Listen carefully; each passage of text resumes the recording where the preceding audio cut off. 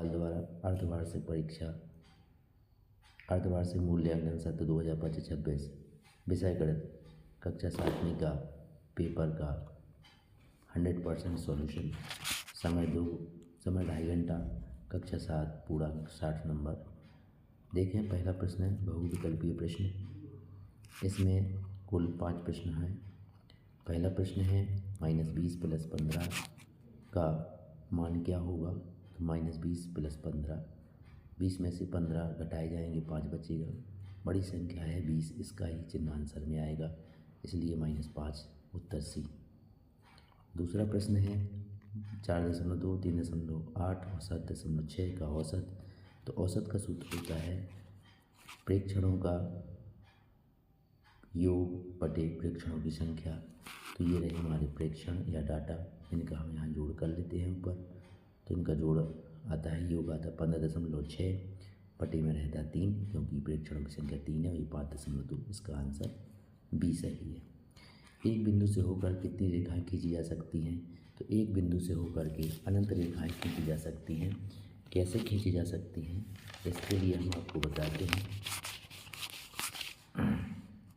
यह एक बिंदु है और इससे देखो अभी 1 2 3 4 5 6 रेखाएँ खींची गई।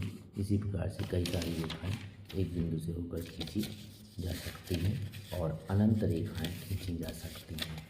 अब बात आती है प्रश्न नंबर 4 की। ऐसा त्रिभुज जिसकी दो भुजाएं की माप समान हो वह कहलाता है। ऐसा त्रिभुज जिसकी दो भुजाओं की माप समान हो वह समद्विबाहु त्रिभुज कहलाता है। उसकी आकृति कुछ इस प्रकार से होती है। इसका उत्तर सी है। दो परिमेय संख्याओं के बीच में कितनी परिमेय संख्या होती है। तो दो परिमेय संख्याओं के बीच में दोस्तों अनंत परिमेय संख्याएँ होती हैं। रिक्त स्थान। प्रश्न नंबर 6 से 10 तक। 5/8 का व्युत्क्रम 8/5 होता है। जब किसी संख्या का व्युत्क्रम निकालते हैं तो उस संख्या को पलट देते हैं। प्रश्न नंबर 7, एक भिन्न का व्युत्क्रम उसके अंश और हर को परस्पर बदलने से प्राप्त होता है। तो यहाँ भरेंगे हर। प्रश्न नंबर 8, माध्य बराबर 1 + 2 + 3 + 4 + 5, यानी कि 5 संख्या है तो इनका योग होता है और बटे में जितनी संख्या है उसका भाग लगता है। तो बटे में आएगा 5, क्योंकि 5 संख्या है। प्रश्न नंबर 9, रेखाखंड के दो अंत बिंदु होते हैं। रेखाखंड इस तरीके से दर्शाया जाता है। एक बिंदु ए है, दूसरा बिंदु ए है। जब दो कोणों के मापों का योग 90 अंश का होता है तो यह पूरक कोण कहलाते हैं। पूरक कोणों का योग 90 डिग्री होता है। अति लघु प्रश्न 11 से 16 तक है। प्रश्न नंबर 11, 200 ग्राम को किलोग्राम में व्यक्त करें। जब 200 ग्राम को किलोग्राम में बदलते हैं तो हम 1000 का भाग लगाते हैं और उत्तर आता है 0.2 kg। माध्य सदैव आंकड़ों में से एक ही होता है। प्रश्न है, माध्य सदैव आंकड़ों में से ही एक संख्या होती है। यह कथन सत्य नहीं है, इसलिए इसका उत्तर आता है असत्य। वह संख्या ज्ञात कीजिए जिसके दोगुनी में से 11 घटाने से 15 प्राप्त होता है। वह संख्या हमने मानी पहले x, उसका किया दोगुना यानी 2x, उसमें से घटाया 11, बराबर में किया यहाँ 15। यहाँ दिख नहीं रहा है 15 है। जैसे ही हमने यहाँ से 11 का पक्षांतर किया तो यहाँ पर 11 और 15 जोड़ करके 26 हुआ और इस 2 का भाग लगा तो यहाँ आ गया 13।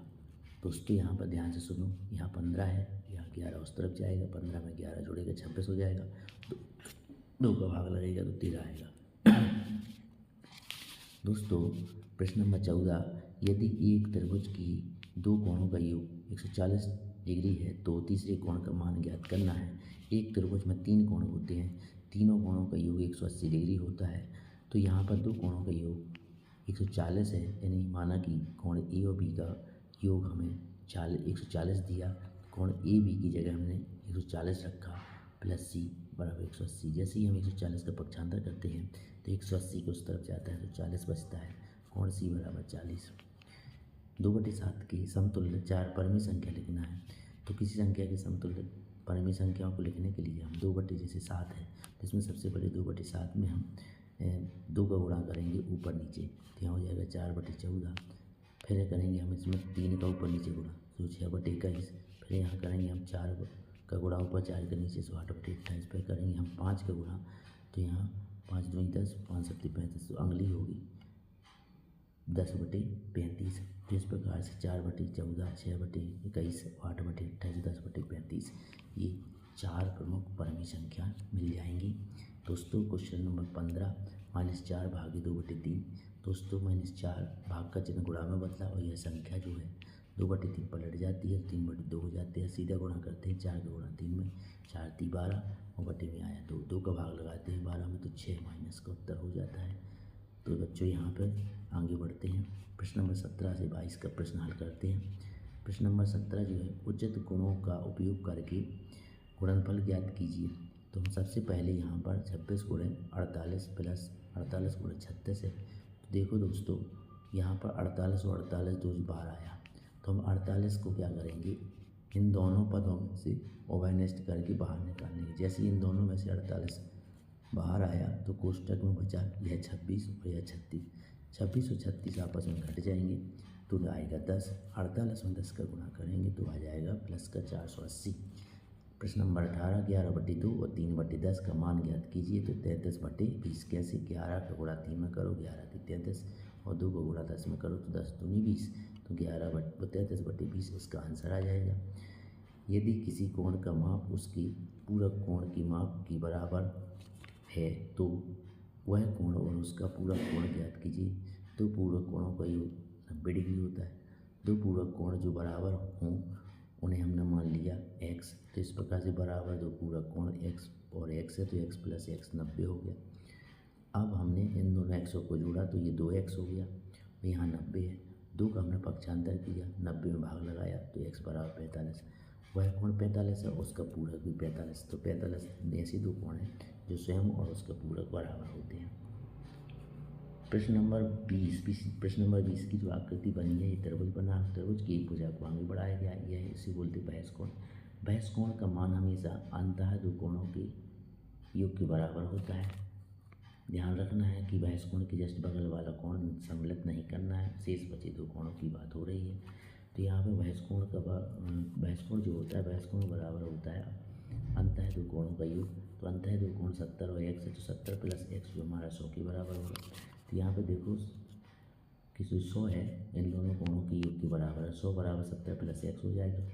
जैसे ही हम यहाँ पर इसको पलट के लिखेंगे 70 + x इस तरफ और इसको लिखेंगे 100 को लेफ्ट से राइट और इसको राइट से लेफ्ट में, तो हमारा समीकरण बदलता नहीं है, समीकरण वही रहता है। अब हम क्या करेंगे कि यहाँ से 70 का पक्षांतर कर देंगे, 100 की तरफ चला जाएगा, प्लस की संख्या उस तरफ जाएगी माइनस में और ये घट जाएगा तो पहुँच जाएगा माइनस का 70, 100 में 70 जाएगा 30 आ जाएगा आंसर, यानी इस x का मान 30 आ गया। अब एक स्थानीय क्रिकेट टीम ने एक सीज़न में 20 मैच खेले, उसमें 25% मैच खेले तो कितने मैच जीते। तो हम 20 का 25% निकालेंगे, यानी 20 × 25/100। अब हम 25 का गुणा 20 में करेंगे तो 500 हो जाएगा, 100 का भाग लगाएंगे तो 5 मैच आ जाएगा, 5 मैच ही उन्होंने जीते। राहुल 3/5 किलोमीटर सड़क पर चलता है और फिर विपरीत दिशा में 1/2 किलोमीटर चलता है, तो कुल दूरी 3/5 + 1/2 बराबर, हम इसको जब जोड़ते हैं तो 11/10 आता है। अब आती है बात यहाँ पर प्रश्न नंबर 23 से 26 तक। 23 से 26 के जो प्रश्न है वह दीर्घ उत्तरीय प्रश्न है, इसके लिए हम थोड़ा सा और प्रयास करते हैं। मान लीजिए हम पृथ्वी से ऊपर जाते हैं तो धनात्मक लेते हैं, पृथ्वी से नीचे जाते हैं तो ऋणात्मक पूर्णांक निरूपित करते हैं। यहाँ पर एक उत्थापक किसी कूपक से 5 मीटर प्रति मिनट की चाल से नीचे जाता है तो 1 घंटे पश्चात उसकी स्थिति क्या होगी, चूँकि 1 घंटे में 60 मिनट होता है, यहाँ जो चलने की दर है तो 1 मिनट में 5 मीटर दिया हुआ है, तो 1 घंटे में क्या होगा 60 मिनट, तो हम 60 का गुणा 5 में कर देंगे तो आ जाएगा 300। 5 × 60 = 300, क्योंकि ये ज़मीन के अंदर जा रहा है इसलिए माइनस का चिन्ह है। ठीक उसी प्रकार से बी नंबर जो सवाल है, जैसे 15 मीटर ऊपर जाता है तो 15 का गुणा हम क्या, 15 मिनट ऊपर जाता है तो 1 मिनट में 5 किलोमीटर चलता है, तो 15 मिनट में हम क्या कर देंगे, गुणा कर देंगे। तो यहाँ पर बच्चों क्या करेंगे कि 45 मिनट की बात हो रही है, 45 का गुणा हम 5 में करेंगे, तो 45 करेंगे 5 में करेंगे तो ये आ जाएगा हमारा 225 ये मीटर नीचे जाएगा। तो इस प्रकार से बच्चों ये दोनों प्रश्न अपने हल हो जाते हैं। अब आता है पृथ्वी से ऊपर के लिए प्लस और पृथ्वी से नीचे के लिए माइनस लेंगे। यहाँ पर प्रश्न नंबर जो हमारा 24 आता है, जो प्रश्न नंबर 24 में हमें एक अधिकतम न्यूनतम तापमानों की सारणी दी गई है और यहाँ पर विभिन्न राजधानियाँ और शहर दिए हुए हैं। दी गई स्थिति में 20/6/2006 की स्थिति में किस शहर की न्यूनतम और अधिकतम तापमान में सबसे अधिक अंतर है? तो यहाँ पर सबसे इसका उत्तर है जम्मू कश्मीर। जम्मू कश्मीर में हमारा अंतर सबसे ज़्यादा है, जो कि हमारा सबसे ज़्यादा अंतर यहाँ दिख रहा है। सबसे गर्म शहर कौन सा है और सबसे ठंडा शहर? सबसे गर्म है हमारा जम्मू और सबसे ठंडा है बेंगलुरु। ऐसे दो शहरों के नाम लिखिए जहाँ एक का अधिकतम और दूसरे का न्यूनतम तापमान से कम हो। तो बेंगलुरु का अधिकतम तापमान अहमदाबाद के न्यूनतम तापमान से कम है। उस शहर का नाम लिखिए जिसके न्यूनतम और अधिकतम तापमानों के बीच सबसे कम अंतर है। तो वो है बम्बई। समान अधिकतम तापमान और समान न्यूनतम तापमान वाले शहरों के नाम लिखना है। तो वह है अहमदाबाद दिल्ली एवं चेन्नई बम्बई। एक समद्वि बाहु त्रिभुज के शीर्ष कोण आधार के कोण से दोगुना है। तो वह कोण ज्ञात कीजिए। देखिए यहाँ समद्विबाहु त्रिभुज है, आधार के कोण बी और सी है और शीर्ष का कोण ई है। क्योंकि ये समद्विबाहु त्रिभुज है तो ए भी भुजा ए सी के बराबर है, इसलिए बी कोण सी कोण के बराबर है। कोण ए जो शीर्ष वाला कोण है, आधार के कोण बी सी है, इनसे वो दोगुना है। तो हमने आधार के कोण को एक्स माना तो एक्स ये हो गया, एक्स ये हो गया, ये दोगुना है तो ये 2x हो गया। क्योंकि हम जानते हैं त्रिभुज के तीनों कोणों का 180 डिग्री होता है, तो हमारा ये कोण 2x है और बी कोण x है और ये सी एक्स। सबको जोड़ा तो 4x आ गया और अब 180 x बराबर 45, बी कोण 45, सी कोण 45, ई कोण हमारा शीर्ष कोण दोगुना था, ये 90 हो गया। इस प्रकार से हमारे 3 कोण आ गए। तो यहाँ पर देख सकते हैं दोस्तों प्रश्न नंबर 26, एक फूलदान की लागत 120 रुपये है। यदि दुकानदार इसे 10% हानि पर बेचता है तो निश्चित रूप से हमें कम दाम पर मिलेगा। तो हमें क्रय मूल्य निकालना है। फूलदान का हमारा जो क्रय मूल्य 120 है, हानि 10% है, 10% क्रय मूल्य पर निकालते हैं तो 12 रुपये आता है। यानी कि 120 का 10% 12 रुपये कम करके हमें वो दुकानदार बेचेगा तो निश्चित रूप से 120 में से 12 घट जाएगा तो 108 रुपये का यह मिल जाएगा। फूलदान हमें 10% हानि पे 108 रुपये का मिल जाएगा। तो दोस्तों यदि आप इस चैनल पर नए हो तो इसको ज़रूर सब्सक्राइब करें और नए नए वीडियो को प्राप्त करते रहें। जय हिंद।